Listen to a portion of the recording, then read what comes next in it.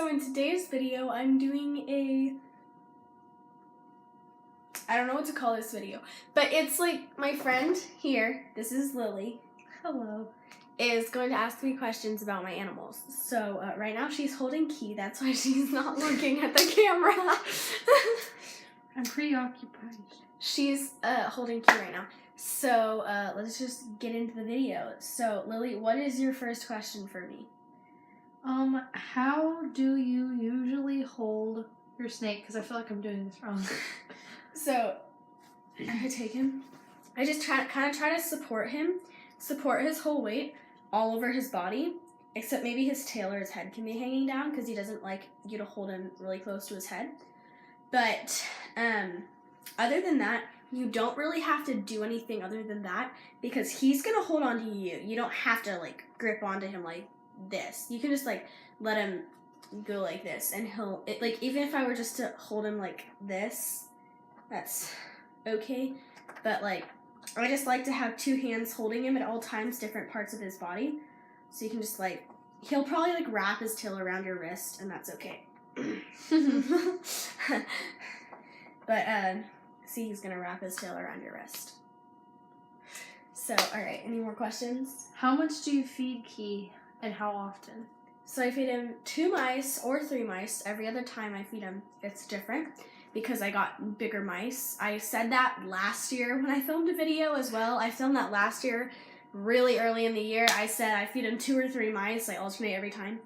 But it's changed. It's still the exact same thing, but I just have bigger mice now.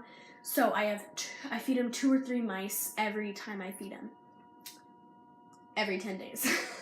That was part of your question. So.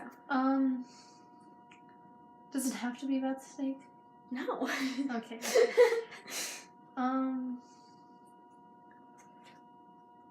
Are you ever planning on using him as jewelry? I'm just kidding. As jewelry? I use him as jewelry in like Instagram photos.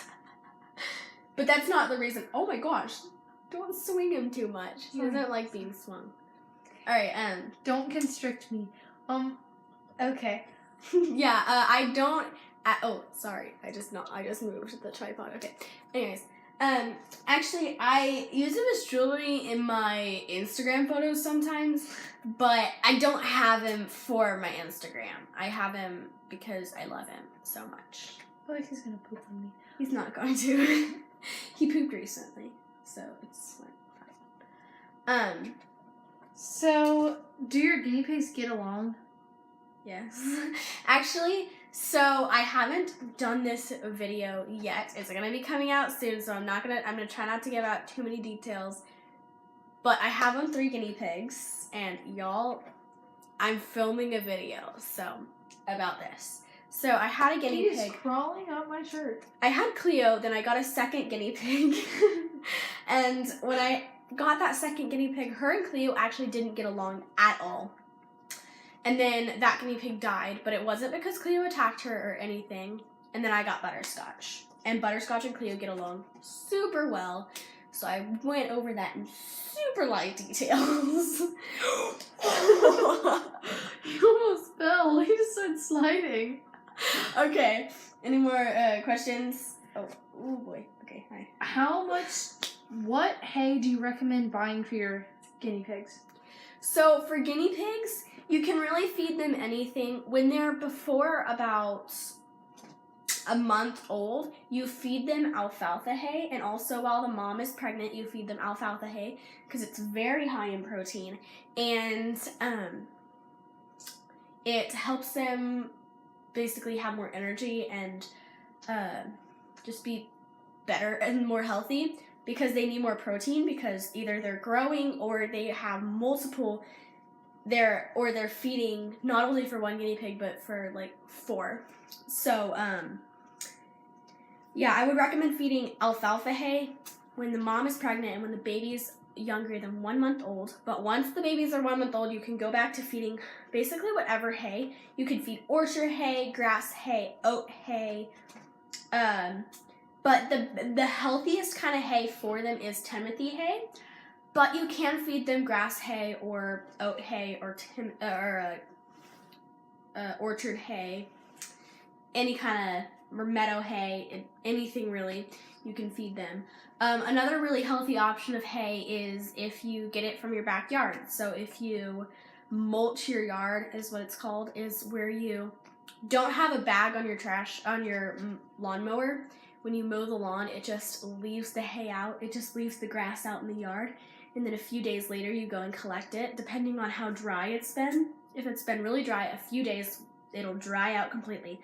But if it's been super hot lately, if it's been super humid lately, usually it'll take a lot longer to dry out. But, yeah, I would recommend Timothy hay. Okay. So much detail just to say I recommend Timothy hay. How do you go about breeding your guinea pigs? Oh boy. Okay, so I have, for you guys out there, I have bred guinea pigs before. So that's why she's asking me this.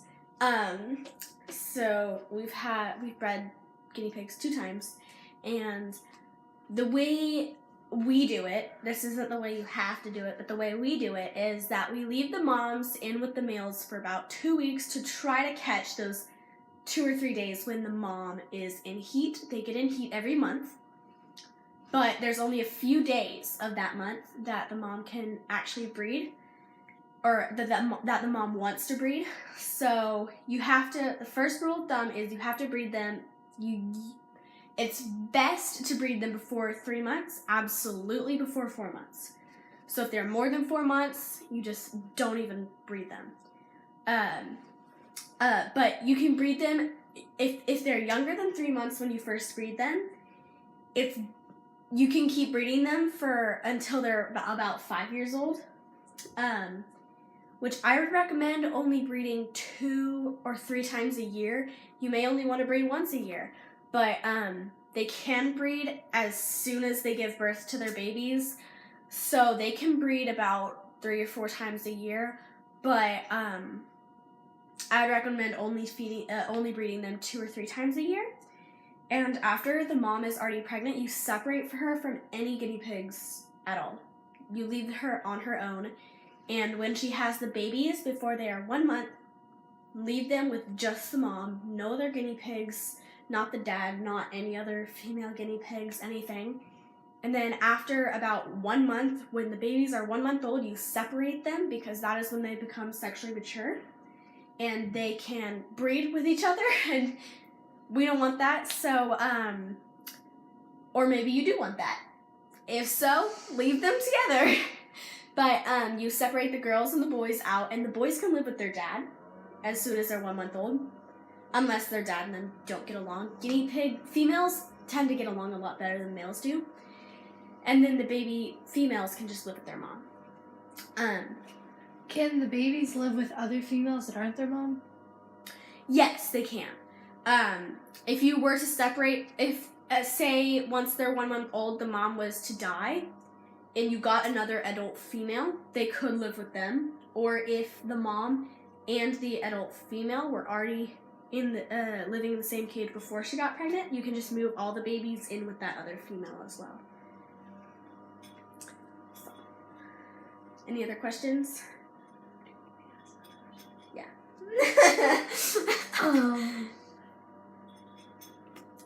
So why do you have a humidity box for your snake? Okay, so a lot of snakes don't need humidity boxes all the time. But since we live in a pretty humid area in Houston, it is pretty humid all the time, which I probably don't need to always have a humidity box in his cage for him, but I do just in case he's feeling low in humidity, and he can just go in there and bring up his humidity levels. Ball pythons specifically are supposed to have around 60% humidity at all times, and I'm pretty sure my room does not have 60% humidity at all times, so I do have a humidity box in his cage for him. And but when he is shedding, it is especially important to keep that humidity box super humid, because if you want to have the snake as humid as possible when they're about to shed, because it will make the shed come off in one piece. But if they have a really dry shed, it'll come off in flaky pieces. So that's why I have a humidity box for him. So I think that's all the questions we're going to do for today. So thank you guys so much for watching, and I'll see you in my next video. Bye!